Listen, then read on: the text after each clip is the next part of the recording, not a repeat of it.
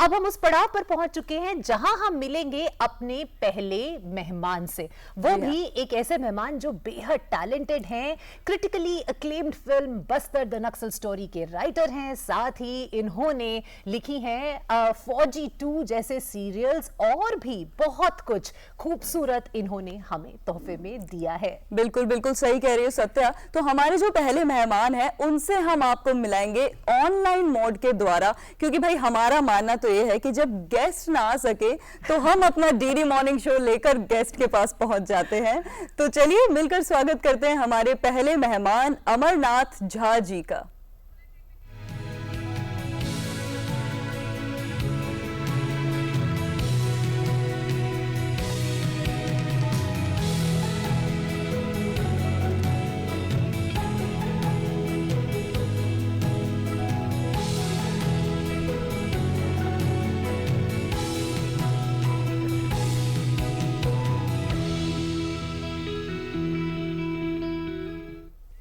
नमस्कार Amarnath ji, good morning. DD morning show में आपका बहुत बहुत स्वागत है। धन्यवाद धन्यवाद सत्यप्रिया जी, और दूरदर्शन के सभी दर्शकों को मेरा प्रणाम। और जी, कैसा लग रहा है दूरदर्शन के साथ जुड़कर, दूरदर्शन के दर्शकों के साथ आज लाइव जुड़कर? बहुत ही अच्छा लग रहा है, क्योंकि मेरे ख्याल से हर भारतीयों के लिए मन में एक विशेष भाव है दूरदर्शन के लिए, क्योंकि सबके सब बचपन में तो दूरदर्शन ही देखते रहे हैं। आज बेशक वो अपना समय रील में गुजारते हो, लेकिन मैक्सिमम लोगों का, खासतौर से हम लोगों का तो बचपन दूरदर्शन के साथ ही गुजरा है। तो दूरदर्शन का कोई खास इन्फ्लुएंस रहा आपके जीवन पर, आपकी लेखनी पर? जी, दूरदर्शन का कोई खास इन्फ्लुएंस रहा आपके जीवन, आपके आर्ट क्राफ्ट, मेरा आपकी बहुत ही लेखनी पर? जबरदस्त इन्फ्लुएंस रहा। मैं director, proper full fledge director में दूरदर्शन के साथ ही बना। एक प्रोग्राम आता था खबरें बॉलीवुड की जी, जिसमें मैं डायरेक्टर बना, और दूरदर्शन के साथ रहा। मैं दूरदर्शन के लिए काफी प्रोग्राम किया।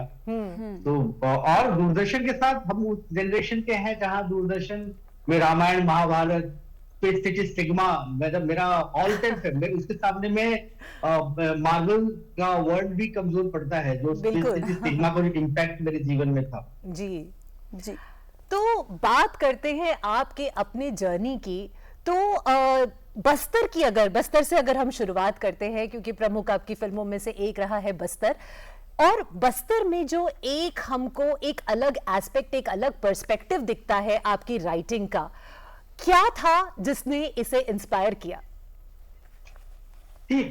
बस्तर एक ऐसा ज्वलंत मुद्दे पे ये फिल्म बनी है, जो कहा जाता है ना कि हमारे दुश्मन, हम पाकिस्तान को अपना दुश्मन जानते हैं, सबको पता है कि पाकिस्तान से हमारी राइवलरी चलती है और दुश्मन मानते हैं।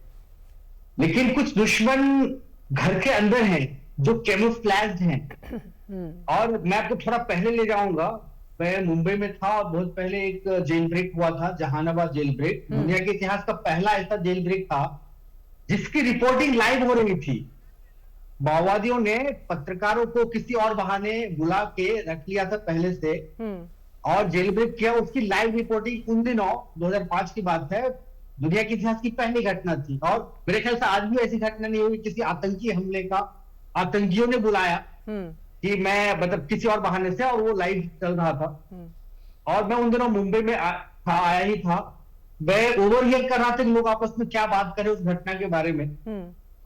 अब होते ना, आप तो कैफे बैठे होते हैं, आप अपना काम कर रहे हो, तो लेकिन टेबल पास में होता है, आपके उनको आवाज सुनाई देती है, और सब्जेक्ट आपके इंटरेस्ट का हो तो आपको, आपकी कान वहां चली जाती है। तो मैंने सुना वो लोग आपस में माओवादियों के बारे में, नक्सलाइट्स के बारे में बात कर रहे थे, और ये लोग काफी इल इन्फॉर्म्ड थे। उनको पता नहीं था ये लोग क्या है।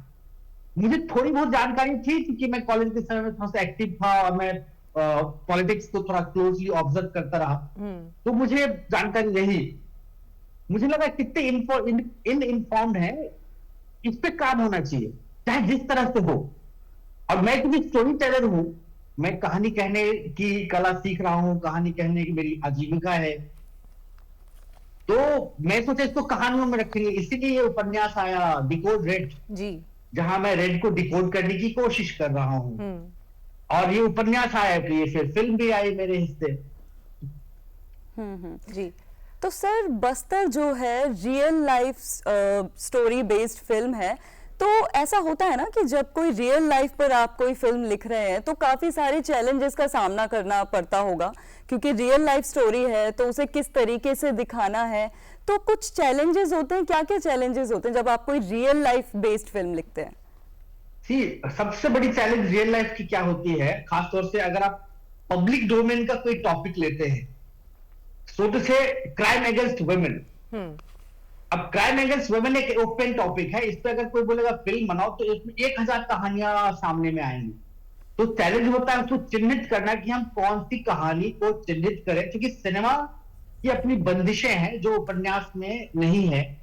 सिनेमा में आपको एक कहानी कहनी होती है जो कि 2 घंटे 2.25 घंटे में सिमट के आ जाए उसके सारे एलिमेंट। तो मैं चूंकि किताब लिख चुका था और उसे रिसर्च कर चुका था, तो मेरे पास बस्तर जैसे कम से कम 10 फिल्म का मटेरियल था, 25 फिल्म का मटेरियल था, और फिल्म तो एक ही बननी थी।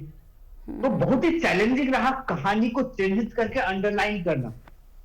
और जब प्रोड्यूसर जिनको मुझ पर भरोसा था और डायरेक्टर जिन पे मुझे बहुत ही भरोसा था, वो बोले अमरनाथ है, इसको तो सब्जेक्ट पता ही है और ये तो लिखता रहा है तो ये तो कर देगा।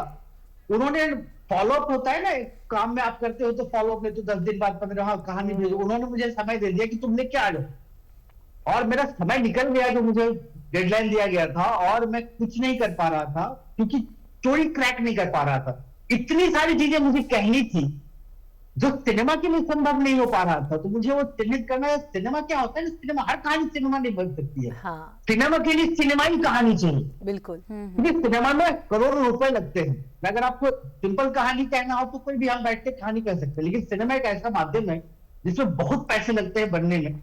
तो उसमें कहानी में उतना दम होनी चाहिए कि उस पैसे को जस्टिफाई कर सके, उस पैसे को वापस लाने की क्षमता हो। ऐसी कहानी चिन्हित करना मेरे लिए बहुत ही मुश्किल हो रहा था। और मैं प्रोड्यूसर से तो उतनी दोस्ती उस समय नहीं थी, लेकिन डायरेक्टर से मेरी अच्छी दोस्ती थी। मैंने बोला दादा सुदीप्तो से, हाँ। जिन्होंने उससे पहले कई लाख स्टोरी डायरेक्ट किया था, मैं बोला दादा मैं स्टोरी क्रैक नहीं कर पा रहा हूँ, जो मैं आपको सुनाऊं, मैं कुछ भी तो नहीं सुना सकता ना, ऐसी कहानी सुनाऊंगा जो मुझे लगेगा कि इसकी फिल्म बननी चाहिए। मेरे तो वो परेशान हो गए। मैं बोले काम करते हैं, मुझे आप लेके चलिए जंगल वापस, उन जगहों में जहां की ये कहानी हम कहना चाह रहे हैं। मुंबई में बैठ के मुझसे नहीं होगा, मुंबई में बैठ के नहीं, देख पा चलते हैं। तो मेरे प्रोड्यूसर और डायरेक्टर चलो, क्योंकि उनको बनाने थी, चलो। तो हम लोग गए वापस, बस्तर गए, मतलब छत्तीसगढ़ गए, छत्तीसगढ़ में फिर बस्तर गए। और हम बस्तर में ऐसे ही घूम रहे थे, मतलब वहां के चाय के टपरी में चाय पी रहे थे, लोगों से मिल रहे थे, गांव के लोगों से बातें कर रहे थे, गांव में सो रहे थे, और मैं लोगों से इंटरेक्ट कर रहा था। कुछ एक्सपर्ट लोगों से मिल रहा था जो इस सब्जेक्ट के एक्सपर्ट हैं, और पुलिस अधिकारियों से मिल रहा था जो अपनी जिंदगियां दांव पे लगा के वहां काम कर रहे हैं, सीआरपीएफ के अधिकारियों से मिल रहा था। और ऐसे करते करते वहां की जो हमारी एक लोकल कोऑर्डिनेटर थी, और वो मुझे मिल नहीं रहा था। मैंने कहा ठीक है, ये तो दर्द दिख रहा है, इनका स्ट्रगल दिख रहा है, बट मुझे अभी कहानी नहीं मिल रही है। तो लोकल कोऑर्डिनेटर बिल्कुल और मुझे अंदर ले गई, और फिर कुछ माओ से मिलाई, कुछ महिलाओं से मिलाई, और मेरे रोंगटे खड़े हो रहे, उनका वो दृश्य जैसे मुझे याद आया। और वो 2-3 महिलाएं थी, और वो अपनी जीवन की किस्से बता रही थी। और उन्होंने बताया, जो अगर आप देख पाए होंगे बस्तर फिल्म, तो उन्होंने बताया उनके पति के साथ माओवादियों ने क्या किया। और ये बात वो जब घटना से लगभग 8-9 वर्ष के बाद वो बता रही, जिसमें उनके पति को, मैं इतना ग्राफिक डिटेल में नहीं जाऊंगा, लेकिन बहुत ब्रुटैलिटी से उनके पति को मारा, उनका बेटा उनसे छूट गया, बिछुड़ गया, परिवार बिखर गए, उनको कुछ नहीं चाहिए था। मुझे कहानी मिल गई क्योंकि मुझे लगा ये है, ये तो स्टेक होल्डर नहीं है। पुलिस स्टेक होल्डर है, माओवादी स्टेक होल्डर है, लेकिन जो आम जनता है, गांव की एक स्त्री है, सामान्य महिला है, जिसे एक सामान्य जिंदगी जीना है, उसकी जिंदगी छिन रही है स्टेक वर्ष में माओवादियों के वॉर में। और उससे भी ज्यादा वो 8 वर्ष के बाद अपने पति के मरने की ग्राफिक डिटेल्स हमें दे रही थी, और उसकी आंखों में आंसू नहीं था। मेरे रोंगटे खड़े हो रहे थे। मैंने रिकॉर्डिंग बंद करवा दिया, जो मैं पहले था वीडियो रिकॉर्डिंग करेंगे, जैसे उन्होंने बोलना शुरू किया, मैं बोला नहीं, इसको मैं रिकॉर्ड नहीं कर सकता। उनकी एक नजर में महिला था, और मेरी हिम्मत नहीं, मैं बोला रिकॉर्डिंग कर, मैंने सिर्फ पूछा मैं ऑडियो रिकॉर्ड कर लूं अगर आपकी इजाजत हो, मैं वीडियो तो आपका रिकॉर्ड करने की हिम्मत मुझ में नहीं है। उन्होंने बोला, वो कुछ नहीं बोल रही थी, वो सिर्फ बोले जा रही थी और उनकी आंखें चौंध थी। यानी किसी दर्द का इतनी गहराई, इतना बड़ा इम्पैक्ट हो सकता है कि 8-9 वर्ष का अवधि भी उसको पूरा नहीं कर पाए, उसको सहज नहीं कर पाए। बिल्कुल। पीड़ा की ये पराकाष्ठा है। हम अच्छे अच्छे दर्द से हम 2 महीना, 4 महीना, 6 महीना, साल, मनुष्य बहुत वक्त भर देता है जख्मों को। सर्वाइव कर गए, लेकिन ये दर्द का ये इंतहा, ये पराकाष्ठा, ये डेप्थ, मैं हिल गया। और फिर मैं उस दिन तो कुछ बात ही नहीं किया किसी से। और तो यही जो पराकाष्ठा है अमरनाथ चलते हैं और फिर हमें कहानी मिल गई। जी, अब कुछ कह रहे थे। तो ये जो दर्द की पराकाष्ठा है जिसका जिक्र आपने अभी किया, यही हमें फिल्म में भी देखने को मिलता है। दर्शकों के लिए इस फिल्म की कुछ झलकियां हमारे पास हैं जो यहाँ पर हम देखना चाहते हैं साथ मिलकर। ओके। भारत सरकार का तिरंगा फहराने का साहस कैसे हुआ? दिल्ली के लाल किला पर लाल झंडा फहराने के लिए, भारत देश पर माओइस्ट गवर्नमेंट बनाने के लिए। खून की नदियां तो बहेंगी। पूरे बस्तर में से आप कोई भी गांव सेलेक्ट करिए और चलिए मेरे साथ बिना सिक्योरिटी के, और देखते हैं वहां से जिंदा वापस कौन लौटता है, आप या मैं। अमरनाथ जी, ये जरूर जानना चाहूंगी, चाहे हम बस्तर की बात करें, माँ काली की बात करें या चरक की बात करें, तो इतने इंटेंस और लेयर्ड जो नैरेटिव्स हैं और जो ये स्टोरीज हैं, ये आपको खुद ढूंढती हैं या आप इन कहानियों को ढूंढते हैं? कहानियां ना आपको ढूंढ लेती है। अच्छा। अगर आप ओपन रहो ना तो कहानी, ये मैं नहीं कह रहा हूं, ये वेस एंडरसन जो बहुत बड़े फिल्म मेकर हैं, मतलब उन्होंने होटल बुडापेस्ट जैसी फिल्में बनाई है, दार्जिलिंग जैसी फिल्में बनाई है, तो उन्होंने, उनका कहना है, इनफैक्ट होटल बुडापेस्ट की ओपनिंग ही होती है जिसमें एक आदमी बैठा हुआ है और एक प्रोड्यूसर बैठा हुआ है, डायरेक्टर बैठा हुआ है, बोलता है कि आपको क्या लगता है हम कहानी ढूंढते रहते? नहीं, कहानियां हमारे पास आ जाती है, प्रोवाइडेड कि आप ओपन हो, रिसेप्टिव, आपका एंटीना रिसेप्टिव होना चाहिए। कैसे दूरदर्शन घरों में पहुंच के आप बस कहोगे कि एंटीना ओपन करके छोड़ो या डिश ओपन करके छोड़ो, आपको मोबाइल है, सिग्नल रिसीव कर लेता है। सो अगर आपके अंदर वो इनबिल्ट हो गया है, कहानी का घर अगर आप बना लिए हो तो कहानी आपके पास आएगी। अब जैसे बस्तर हो गया, जैसे माँ काली हो गई, तो वो आपके पास कहानियां आती है क्योंकि दुनिया कहानियों से भरी पड़ी है। इनफैक्ट मेरा तो उस थ्योरी पे विश्वास है जिसमें ये कहा जाता है कि दुनिया एटम नहीं कहानियों से बनी है। मैं इस वाकया में विश्वास करता हूं क्योंकि मेरा मानना है कि अगर कहानी नहीं होती, और आप भी एक बार सोच के देखिए, इस हमारे इतिहास से, हमारे वर्तमान से कहानियों को ओमिट कर दीजिए, मिटा दीजिए, खत्म कर दीजिए, और देखिए हम मानव सभ्यता कहाँ रहती है। मानव सभ्यता बिना कहानी के सर्वाइव ही नहीं कर सकती। बिल्कुल बिल्कुल। तो सर, राइटिंग जब आप करते हैं, राइटिंग अपने आप में एक ऐसा काम है जिसके लिए काफी फोकस की जरूरत पड़ती है, कोई डिस्टरबेंस ना हो। तो हर किसी का अपना एक सुटेबल एनवायरनमेंट होता है जो उसे चाहिए होता है जब वो राइटिंग या कोई भी काम कर रहे होते हैं। तो आपके हिसाब से आपका बेस्ट सुटेबल एनवायरनमेंट क्या होता है जब आप राइटिंग करते हैं? जी, राइटिंग जब मैं करता हूं तो बहुत ही, मेरे ख्याल से मैक्सिमम राइटिंग का डिस्कस करने के लिए जितना लोग हो, जो भी बात करना है, सवाल करना है, बताना है, ब्रीफ करना है, अभी कर दो। लेकिन लिखना तो बहुत ही अकेलापन का काम होता है। लिखना एक इतना पर्सनल मामला होता है, लिखते समय जी, इतना पर्सनल मामला होता है कि आप नहीं चाहते हो कि आपको लिखते हुए कोई देखे, क्योंकि आप रोते हो, हंसते हो। अगर लिखते हुए राइटर्स को कोई देख लेगा ना तो सोचेगा ये पागल है। आप कुछ नहीं करते हो भाई। ऐसा हुआ है। मैं एक बार बहुत पहले रात को लिख रहा था, लेट नाइट, और एक दृश्य लिखा नहीं लेकिन दृश्य से विजुअलाइज, वो कभी आएगी सिनेमा में, और मैं लिखने से पहले मैं रो पड़ा फपक के, और मेरी ऐसे रात को 12-12:30 बजे अचानक रोने लगा। तो दूसरे, मैं स्टडी में था, मेरी वाइफ आई कि क्या हो गया, तो मैं उनको, मैं कुछ नहीं, मैं दृश्य जो एक होता है, उसमें एक रिवेंज ड्रामा में लिख रहा था, और उसका बाप को किसी विलेन जैसे होता है ऑब्वियस हमारे सिनेमा में रेगुलर, उसके मार दिया था। अब बहुत ही गलत तरीके से मारा था, तो ये उसका बदला ले रहा था। और चूंकि बदला का तरीका और जिस तरह से वो कर रहा था, वो जब मैं सोचा और इतना दर्दनाक था कि मैं पहले रो पड़ा। बस्तर लिखते समय, बस्तर तो मैं आइसोलेशन में नहीं लिख रहा था, कहीं बाहर एक रिसोर्ट में लिख रहा था, लेकिन अगेन वो एक अलग सा एक हट होता है, रिवर साइड में एक हट था, वहां मैं लिख रहा था। बट मैं कई सारे दृश्य लिखते समय मैं रो पड़ा। आप लिटरली लिखते समय उस किरदार के साथ जीते हो, तभी वो डायलॉग्स आते हैं। हाँ। आप कभी हंसते हो, हर डायलॉग आप बोल के ही लिखते हो। मैक्सिमम राइटर्स तो आप उस डायलॉग को हम बजाते हैं, सोचते हैं और बोल के लिखते हैं कि हाँ ऐसा, फिर हम विलन भी बनते हैं, फिर हम वो भी बोल के लिखते हैं कि हम ऐसे जाएगा। तो बहुत ही व्यक्तिगत मामला है लिखना। तो यानी कि जो एक्टर है वो एक किरदार जीते हैं, लेकिन जो लेखक है वो लिखते लिखते जितने भी पात्र हैं उन सभी को जी लेता है। बार बार जी रहे होते हैं, बार बार जी रहे होते हैं। हाँ, अच्छा हम बात करें फौजी 2 की। फौजी अपने आप में एक लैंडमार्क रहा है इंडियन टेलीविजन का, तो ऐसे में जब आप फौजी 2 के लिए लिख रहे थे तो क्या कोई विशेष चैलेंजेस थे या क्या क्या चीजें थी जो आपने अपने मन में बसा रखी थी कि हाँ कुछ फौजी 2 की जो रूपरेखा है इस तरह से होनी चाहिए? फौजी लिखना अपने आप में एक प्राइड की बात है, क्योंकि हम बचपन में फौजी देखे थे, पूरा देख ही नहीं पाया था। मैं तो बाद में देखा, मतलब लाइव नहीं देख, जब एयर हुआ था तब नहीं देख पाया था। लेकिन क्योंकि फौजी से हमारे यहाँ के सुपरस्टार शाहरुख खान जुड़े हुए हैं, तो फौजी कल्ट ले लिया। और दूसरी वजह ये भी है फौजी कल्ट लेने की, आप उस 89 में ऐसा शो आर्मी का आप देख पा रहे हो, बना लिया उन्होंने, बहुत ही कमेंडेबल बात है। तो 2 वजहों से फौजी हम सब के लिए बहुत प्रिय है। और जब ये मेरे पास आए तो मैं तो हाथ हाथ लिया कि ये मौका है जो मैं अपने हाथ से जाने नहीं दूंगा। लेकिन कुछ प्रेशर भी था मुन्ना जी, करवा लो। कुछ प्रेशर था?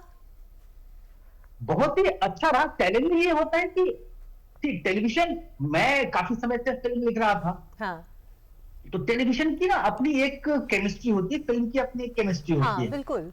क्योंकि टेलीविजन में वॉल्यूम ज्यादा होता है और कैरेक्टर्स भी होते हैं, उनके अपने ग्राफ होता है। तो टेलीविजन लिखना फिल्म से मेरे ख्याल से ज्यादा चैलेंजिंग है, क्योंकि टेलीविजन में खासतौर से फौजी जैसा शो जिसमें आपके 7-8 कैरेक्टर्स हो, और तो आप किसी एक एपिसोड जो कि आज आया है, एक सर्टेन नंबर ऑफ एपिसोड, उसमें एक कैरेक्टर का इमोशनल ग्राफ यहाँ है, उसी कैरेक्टर का आप 4 एपिसोड बाद आ रहा है सेम कैरेक्टर का इमोशनल ग्राफ वहां से यहाँ। तो कनेक्ट रखना काफी कठिन होता है, आसान नहीं होता है। हाँ। तो फिर मैं अपने, जब मैं उपन्यास लिख रहा था, उपन्यास लिखते समय जो स्किल डेवलप हुए थे खुद ही ब खुद, वो स्किल सीरियल लिखते समय, फौजी लिखते समय आया। क्योंकि दोनों ही लॉन्ग फॉर्मेट की कहानियां हैं। फिल्म शॉर्ट फिल्म फॉर्मेट की कहानी है, टेलीविजन या उपन्यास लॉन्ग फॉर्मेट की होती है, जिसमें मल्टी कैरेक्टर्स होते हैं, उनकी जर्नी बहुत लंबी होती है, उनके आर्क बहुत लंबे होते हैं। और आपको याद रखना होता है कि जैसे उपन्यास में 15वें पेज में एक कोई नया कैरेक्टर आता है, तो अगर कैरेक्टर को आपने सच में जी के उसका नाम तय करने में हमें कभी कभी 1 दिन लग जाता है कि कैरेक्टर नाम क्या है, जो दिखने में लगता है उस कैरेक्टर नाम तय करने में, उसका बैकग्राउंड सोचने में। वो कैरेक्टर 15वें पेज पर आया हुआ एक कैरेक्टर अचानक से 75वें पेज में अचानक आएगा, और तब तक आप बहुत कैरेक्टर नया लिख चुके हो। अगर बिना पलटे हुए आपको कैरेक्टर का नाम याद आ गया, यानी कैरेक्टर आपका जिंदा है। ऐसा कभी कभी होता है, नाम याद होता है, कभी कभी नहीं भी आता। हाँ, पर ऐसा तब भी होता है जब आप मल्टीपल प्रोजेक्ट्स पे एक साथ काम कर रहे हैं। जैसे कि अगर आपकी आने वाले प्रोजेक्ट चरक की हम बात करें तो बहुत मुझे लगता है कि बहुप्रतीक्षित है ये, तो थोड़ा सा उसके बारे में भी बताइए संक्षेप में। आने वाले, जिसका मैं क्रिएटिव डायरेक्टर हूँ, इसमें मैंने राइटिंग से नहीं, चूंकि मैं राइटिंग फौजी कर रहा था। हाँ। तो एक साथ 2 राइटिंग कर नहीं सकता, मुश्किल हो जाता होगा जी। हाँ, आपको सोच आपको पूरी तरह से वहां देना होता है। हाँ। तो राइटिंग के साथ एक नॉन राइटिंग काम मैं कर सकता हूँ, लेकिन राइटिंग 2 करना मुश्किल होता है मेरे लिए। तो चरक की बात आप कर रहे थे, चरक जो है ये ना हमारे विश्वास की कहानी है। इसमें मैंने एक गाना भी लिखा है, मैं अभी नहीं बोल सकता क्योंकि रिलीज नहीं हुआ है। विश्वास के ऊपर में ही मैंने एक गाना लिखा है इसमें। जैसे कहानी बहुत महत्वपूर्ण हिस्सा है, इंटीग्रल पार्ट है ह्यूमन सिविलाइजेशन का, विश्वास भी उतना ही महत्वपूर्ण हिस्सा है ह्यूमन सिविलाइजेशन का। बिल्कुल। मतलब विश्वास ही हमें आदमी बनाता है। बिल्कुल। विश्वास नहीं हो तो ह्यूमन नहीं रहेगा। लेकिन विश्वास चूंकि इतना महत्वपूर्ण चीज है, तो हर महत्वपूर्ण चीज प्रभावशाली हो जाती है, और जैसे प्रभावशाली होते उसका दुरुपयोग होता है। तो विश्वास के दुरुपयोग करने वाली बहुत सारी चीज हो गई। हर पावर को मिसयूज भी होता है। न्यूक्लियर बम बना एनर्जी बनाने के लिए, उससे बम भी बने और न्यूक्लियर जो तो विश्वास और अंधविश्वास के बीच की जो एक पॉजिटिवली लकीर और है, नेगेटिवली दोनों ही देख सकते हैं। तो चरक विश्वास की कहानी है, और विश्वास और आस, क्योंकि आस होता है तभी विश्वास करते हो, तो ये आस और विश्वास की कहानी है। और ये मुझे सबसे ज्यादा आकर्षित ये किया चरक में, ये आम लोगों की कहानी है। सामान्य लोग जो ऑटो रिक्शा चलाते हैं, खेती करते हैं, सब्जी बेचते हैं, उनकी कहानी है। जी बिल्कुल। और वो तो ये कैसे फिर जी, ये आम लोगों की कहानी है और आम लोगों से जुड़ी है, और हम सब आम लोग बहुत इंतजार कर रहे हैं कि बिल्कुल। कब हमें इसे बड़े पर्दे पर देखने का मौका मिले। आप अमरनाथ जी हमारे साथ डीडी मॉर्निंग शो में जुड़े, आपका बहुत बहुत शुक्रिया। उम्मीद करते हैं कि अगली बार आप स्टूडियो में हमारे साथ जुड़ेंगे। जी जी, बहुत बहुत धन्यवाद। बहुत ही अच्छा लगा आप लोगों से बात करके, और दर्शकों को, डीडी मॉर्निंग के दर्शकों को मेरा प्रणाम और शुभकामनाएं। आपको भी शुभकामनाएं। नमस्कार। नमस्कार।